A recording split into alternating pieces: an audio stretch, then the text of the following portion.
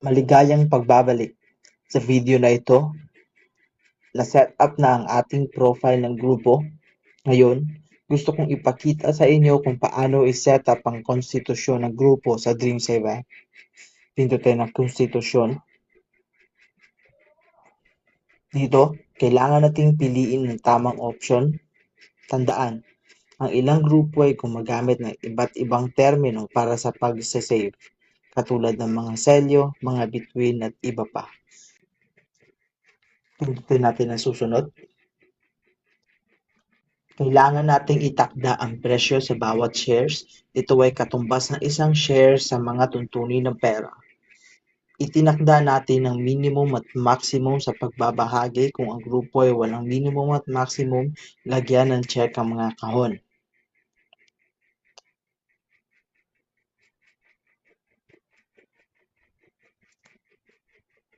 Pindutin ang susunod. Ano ang maximum na halaga ng pautang? Piliin natin at pindutin ang susunod. Kailangan nating i-set up ang paraan ng pagkalkula ng interest sa app. Inalapat ba ito sa minsanang interes o buwanang interes? Sa ngayon, kasama tayo sa buwanang interes. Dito, pipiliin natin kung ito ay buwanang pagbaba o buwanang nakapirmi. Tandaan, maaari mong itap ang ipakita ang halimbawa para makita ng halimbawa kung paano kalkulahin ang interest. Pindutin natin ang X at pipiliin natin sa ngayon ang buwanang nakapirmi. At pindutin ang susunod. Tandaan, siguraduhin piliin ang lahat ng buwang naaangkop. Halimbawa, kung sa grupo ay may mga miyembro na kumukuha ng pautang sa loob ng 2 at 3 buwan, lagyan ng check ng pareho. Piliin kung gaano katagal ang isang long term. Maaari kang pumili ng maramihan sa pagpipilian. Lagyan natin ng isa pa.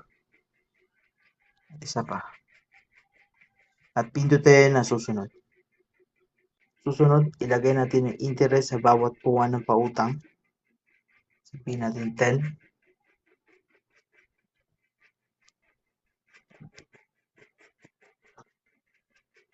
Pindutin ang susunod. Susunod, kailangan nating sabihin sa app kung magkakaroon tayo ng cosigner.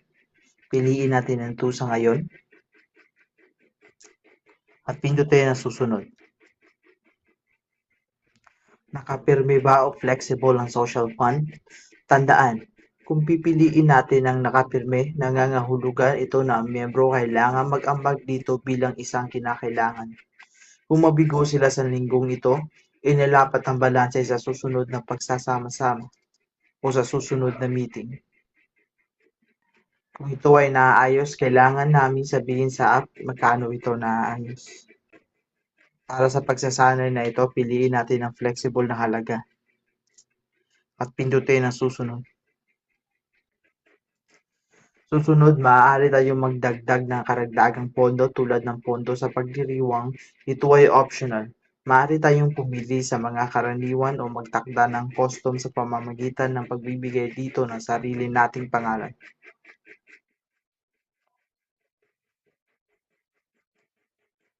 Tandaan, mayroong isang napaka-cool na tampok sa app, ang personal na account. Ito ay nagpapahintulot sa mga miyembro na mag-ipon ng dagdag na halaga mula sa kung anong katanggap-tanggap na konstitusyon. Ang halagang ito ay hiwalay sa pangkalahatang ipon ng grupo. Kailangan mong lagyan ng check ang kahon at pindutin ang susunod. Lagyan natin ang technology fund. Pindutin ang susunod. Kailangan nating itakda sa app kung saan idadagdag ang kita mula sa multa, alinman sa loan fund o social fund. At pindutin ang susunod. Panghuli, ipinahiwatig natin kung gusto nating makatanggap ng abiso ang mga miyembro tungkol sa kanilang ipon o hindi. Tandaan, makakatanggap lamang ang mga miyembro ng SMS tungkol sa kanilang individual na ipon, hindi para sa sinumang ibang tao. Pindutin ang tapos na. Maraming salamat sa panonood.